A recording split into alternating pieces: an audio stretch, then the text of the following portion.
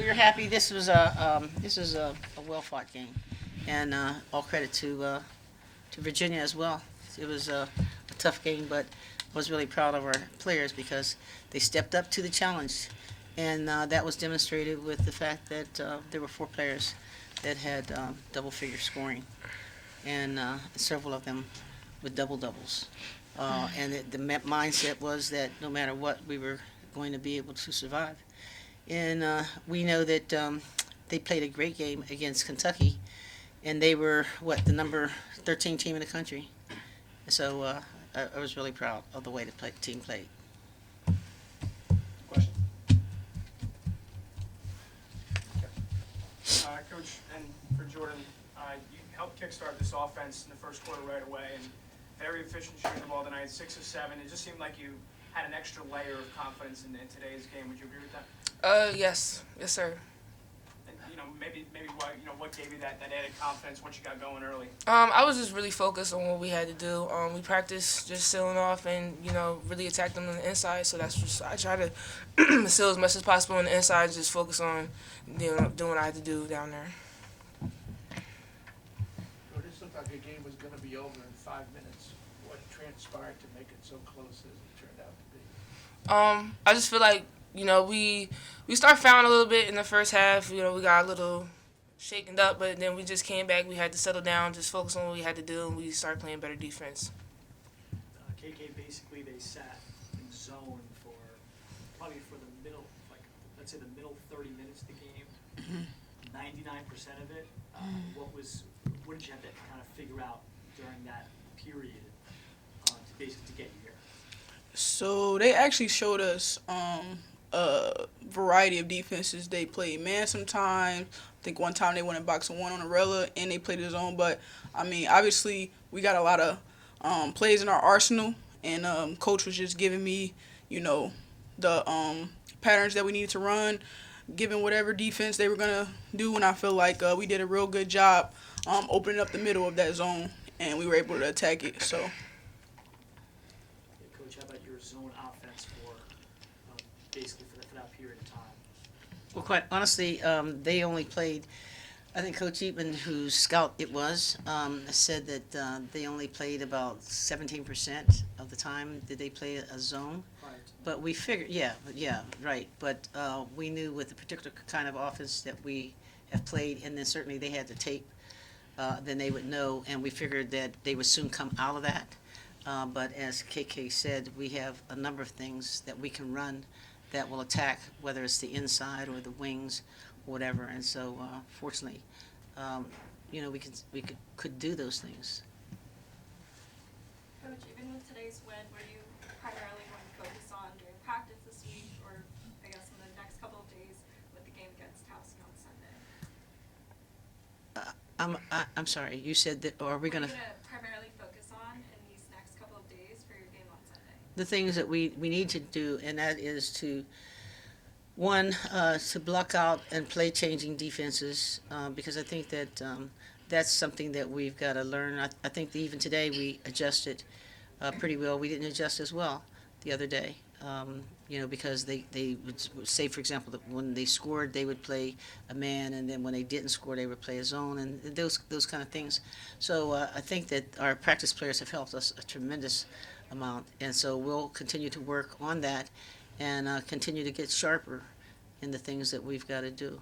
And while we have a game on Monday, to be honest with you, we focus on the game, the particular game, but more importantly, we focus on the things that we've got to do in terms of executing, and that's what we've got to do. Coach, you mentioned what was up with all the timeouts in the last minute? Sorry? What was up with all those timeouts in the last minute? Well, wouldn't you take time out too? The game was No, basically over. no, I wouldn't say that Game because you ain't know over what? till the No, buzzer's it wasn't over. sound. It wasn't over till it's over. You Yeah, know what? over. They could they had long range shooters. They could step over, just get over half court, and knock those threes down. And you know what? Let me tell you something. I have at one time taken an entire starting group out. In fact, there's a lady here from Iowa that I didn't even know that was, greeted me on the floor. And so she'd come up to see our game, which, I didn't even know who she was. But I did that one time, took the whole team out. And, and the coach himself, put his hands behind his back, put his feet up like he was just going to relax. And the next thing you know, bang, three. The next thing you know, we got to try to grab people and throw them in the game as quickly as possible. So I never forget that because it was the quietest game in my life. The people were stunned and didn't say a word. So I know better than to do that. Coach, you mentioned blocking out before. Virginia 10 offensive rebounds, but even then, only 2 second chance points. You preached intensity for a full 40 minutes the entire time. How happy were you with the team and with the defense for even after those offensive rebounds continuing to fight? No, I think that we know that that's what we've got to do in order to carry on to the next level. And we've been really focusing on the rebounding and the blockouts. And to be honest with you, at the end, we have one of our coaches that is going to calculate how many missed blockouts we have. So we know the importance of those, getting those blockouts. So we've really been focusing on that because, as you know, probably this is not the tallest team. We are not the tallest team in the Big Ten, but we certainly can do a better job of blocking out. And I thought that everybody made a conscious effort to do that. Coach, what are your thoughts and observations on Tina Thompson and her first head coaching job in Virginia? She's a sweetheart. I really like her. I like her a great deal. She's a great coach, and she's going to be fine. She is the epitome of a coach, the same way she was as a player, and she was intense. She and I sat beside each other on the way to Greece, so I've had an opportunity to coach her, and you couldn't ask for a better person and a better player. And she's focused. She cares about the players, and I thought that she did an outstanding job. We've seen this team before, but I think that they've improved quite a bit. And she's just going to be great. She's going to be great. It's good to see her do well. And Coach, talking about some of the things that you want to drill down on and work a little bit better on. It was a little bit even both ways tonight, but 15 turnovers with only 5 steals from their end, which speaks to about 10 unforced errors. You talked to blocking out.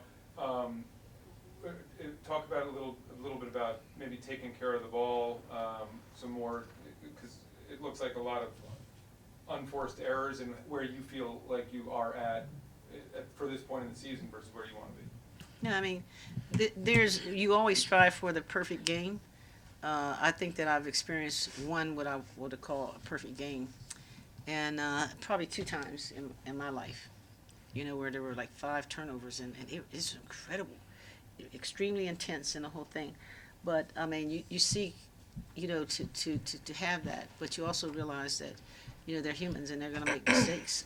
There are several miscues that took place. There were unforced errors, but sometimes it's, for example, one person said we were going to do a safe press breaker, and so that could have gotten confused with state, and state is a different set altogether.